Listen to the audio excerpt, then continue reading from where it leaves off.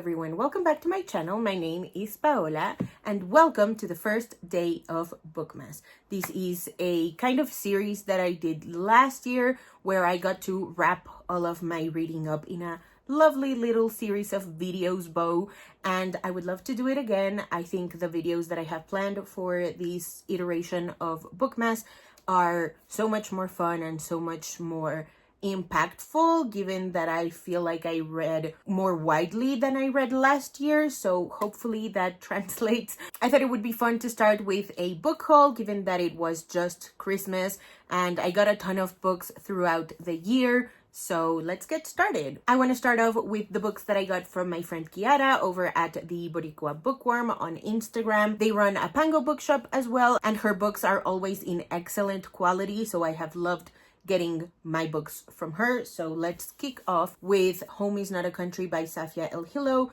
This is a coming-of-age novel in verse, and it's described as a powerful novel in verse that captures one girl caught between cultures on an unexpected journey to face the ephemeral girl she might have been. I started reading this back when it first came out, which I think was 2021, maybe 2022, and it was hitting a little too hard, so I will admit I was very much a coward and I had to put it down for a while, and I'm so happy that I own it in its physical form, especially in this beautiful hardcover, so that I can run away from it no longer. Our Shadows Have Claws, edited by Jamile Sayed Mendez and Amparo Ortiz. This is a horror anthology featuring monsters from Latin American folklore, featuring a ton of phenomenal authors. I am so excited that I own this. I'm so pumped to get to read this. I might check it out during Winterween, which is like a couple of days away at this point. Last but certainly not least, I got the entire Vampire Academy series from Kiara. In case you don't know, the Vampire Academy series is a 6-book series that follows Rose and Lisa, mostly Rose because it's told from her perspective. And so Rose is a Dampier, aka a vampire guardian. Her friend Lisa, I believe, is like the sole heir to this like vampire legacy family. I really enjoyed this back when I first read it. I think it was 2015-ish. However, I think I judged Rose a little too harshly, especially towards book 4, 5, and 6. And so I really wanted to get this in paperback or in their physical format so I could revisit it and see how my feelings have changed towards Rose. I also think it's a series that nobody talks about, given its like quote-unquote problematic / controversial age gap grooming relationship where Dimitri is another Dampier. He is, I think, 24 years old when the series starts. He's Rose's teacher / trainer at the Vampire Academy, and nobody ever brings that up when they talk about this book, which is interesting given how people talk about relationships that feature these problematic trope or iteration of an age gap relationship. So yeah, I'm excited to read it. Vampire Academy is the first book in the series, followed by Frostbite, Shadow Kiss, Blood Promise, Spirit Bound, and Last Sacrifice. The fun little book that I got as an extra, and I just say this because I genuinely don't remember this being listed in the book series, but I'm still equally excited that I have it, is the Vampire Academy, The Ultimate Guide. This is a recap of the series, and it also includes some pictures from the incredible movie adaptation featuring Zoe Deutsch.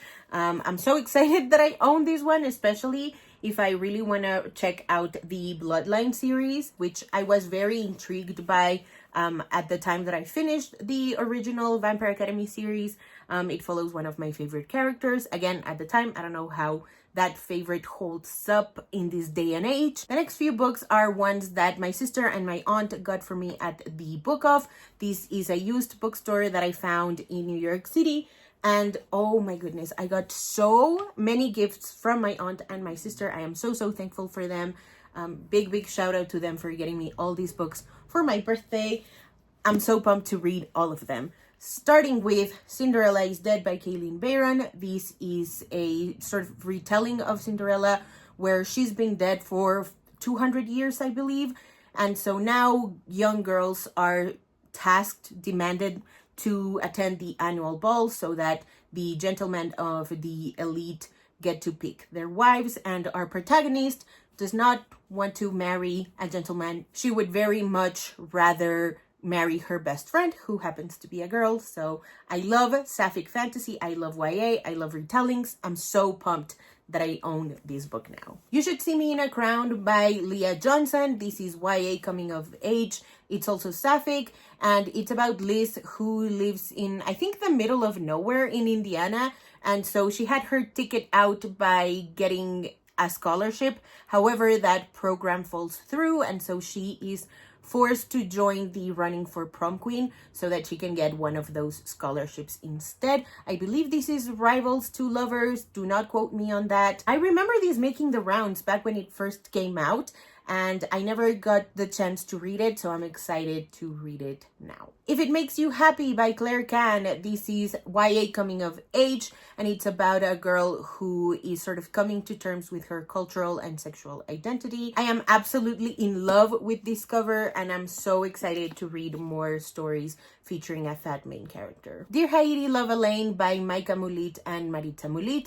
This is YA coming of age, and it's about Elaine, whose presentation on Haiti goes unfortunately very, very wrong, and so she is sent to Haiti, where she is discovering her family's secrets, like the good, the bad, and the ugly. I absolutely adored this. I read this back in Latinx Heritage Month for Latinx Book Bingo. It's about cultural identity and all the ugliness that comes with being a descendant of the liberators of Haiti in this particular case. Again, I adored this book. Please go check it out if you haven't already. Zyla and Kai by Christina Forrest. I love how chunky this contemporary YA book is. It is a teen black love story, and it's told between the past and the present from both Zyla and Kai's perspectives. I got this one specifically because Nina Moreno could not stop singing the praises of Christina Forrest in that one episode of my podcast that we did. I believe she was talking about her debut or her sophomore novel, but this is the one that I found at the Book Off, and I am so excited to read it. This is Why They Hate Us by Aaron H. Aceves. This is YA coming of age, and it features Kike, who is trying to get over someone by getting under somebody else. I love the author's presence online. I am dying to read this one. American Panda by Gloria Chao. This is YA contemporary romance, and it's about a Taiwanese American protagonist whose parents would very much like that she become a doctor, despite the fact that she is very much averse to germs. And they also want her to find a Taiwanese Ivy Leaguer guy to, I guess, settle down with, despite the fact that she's really young, and also despite the fact that she has a big fat crush on her Japanese classmate. Tyler Johnson Was Here by J. Coles. This is, again, YA contemporary coming of age, and it's about Marvin, who is looking for answers after brother Tyler was killed at the hands of the police. I think I heard about this book back when the We Need Diverse Books movement was really popping, and I remember adoring the cover when it was first announced. I'm dying to check this book out. The next couple of books I got at the Strand. I'm so excited that I got to go to the Strand. I got the most expensive tote bag of my life at the Strand, $25. It's a bit much for me, but I'm happy that I own that bag. Anyway, onto the books. The Last Cuentista by Donna Barba Higuera. This is middle grade sci-fi, and it follows Petra, whose dream was always to be a storyteller, just like her grandmother. But the world is ending, and her family has been chosen to be part of these sort of new age of humans that get to go in space and continue on with the human race. I remember I started reading this way back again when it first was coming out, and for some reason I had to stop reading it, probably because I was very overwhelmed in 2022, which I believe is when this book came out, maybe 2021. So I'm excited to read it. I know I'm going to love it. All my friends who have read it have loved it as well, and so I can't wait to be part of that group. Certain Dark Things by Silvia Moreno Garcia. This is adult contemporary fantasy, and it's about vampires in Mexico. I know absolutely nothing else about this book. I'm just really excited that I own it, and especially with this lovely, lovely cover. However, I am unhappy at this typography, font, whatever. It is literally tiny. How am I supposed to read it without my eyes hurting? I hope I get to find the audiobook soon enough. Icarus by Kay Ancrum. This is queer YA romance. It's star-crossed lovers, and it's a reimagination of the tale of Icarus. It follows an art thief and the son of the man that the art thief is stealing from. I absolutely adore Kay Ancrum's presence online.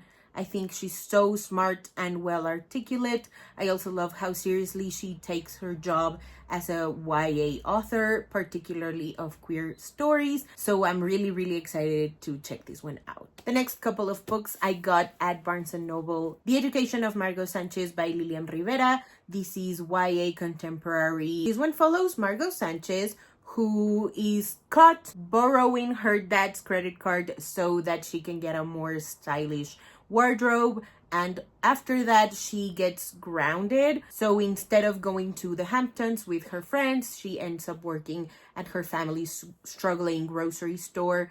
This is one of my favorite reads of all time. I'm so happy that I own it in its physical form. Please go check it out if you haven't already. It is fantastic, and I mean, look at the cover.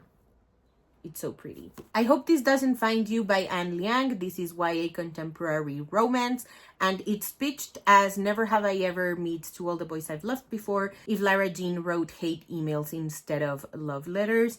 I love that premise so much, and I remember this book like coming to my attention even more so after one of my friends on Bookstagram had to DNF it because she was getting too much secondhand embarrassment from the main character. And there is nothing I love more than a main character who is embarrassing herself, because that's what I used to do a ton as a teen. So I'm really excited to check this one out. I'll let you know how much secondhand embarrassment I get from it. Last but certainly not least, I got Yolk by Mary H.K. Choi. I love this author so much. Her presence online is fantastic. I also loved her first, I think it was her first book, Emergency Contact. I'm really excited to check this one out, which is about two sisters who have become estranged up until the time where one of them unfortunately gets cancer, and it turns out that the other one might be sick as well. The next couple of books are ones that I got from my friend Lily over at Utopia State of Mind. She runs an incredible Bookstagram and an even more incredible YouTube channel. I joined one of her giveaways and I won. I had forgotten about these giveaway completely because I believe I got these books last year, but I only received them in my hands this year. So I'm excited to own them. I think most of them I could tackle for Winterween. I'm very, very pumped about these couple of books. Starting with Into the Wind-Wracked Wild. This is by A. Deborah Baker. The tiny synopsis says, writing as A. Deborah Baker, New York Times bestselling and award-winning author Shannon McGuire takes our heroes along the most dangerous part of their journey yet, on their quest for the road that will lead them home. I hope this is not part of a series, because if it is, I'm gonna have to catch up, and that is really hard for me to do, especially in these times. Babel by R.F. Kuang. This is dark academia set in 1828 at Oxford University. It's about translation and how it is used to exert political dominance, especially from the British Empire. I read this earlier this year, or was it last year? I don't even remember anymore. But I have read this, and I'm really excited that I own it so that I can annotate the hell out of it. Do What Godmother Says by Ellis Stratton. This follows a modern day writer and a Harlem Renaissance artist who are sort of tied together by this painting that holds deadly secrets. It is dual timeline, it is a thriller, and I am so excited to check this one out. This is an advanced reader's copy, and I'm so pumped that I have this one. I hadn't heard about this one up until Lily's giveaway, and this cover is phenomenal. I'm really, really happy. This is the one that I will be prioritizing for Winterwing. The Blueprint by Regiana Rashad.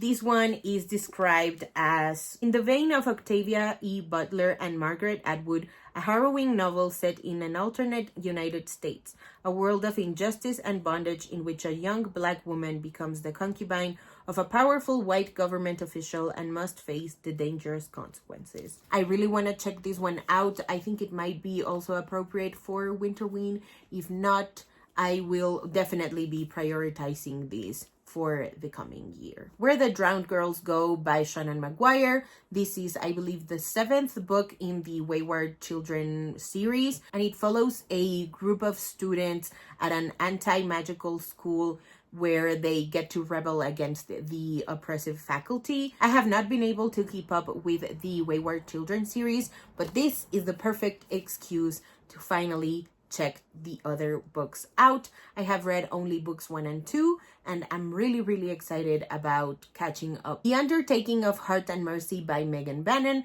This is adult contemporary fantasy, I believe. I think it might also be a romance. I read a couple of reviews of it, and I'm really excited to check this one out. I don't know when the appropriate time for this mood-wise is, but it definitely caught my attention. The Good, the Bad, and the Aunties by Jessie Q. Sutanto. This one says, what should have been a family celebration of Chinese New Year descends into chaos when longtime foes crash the party.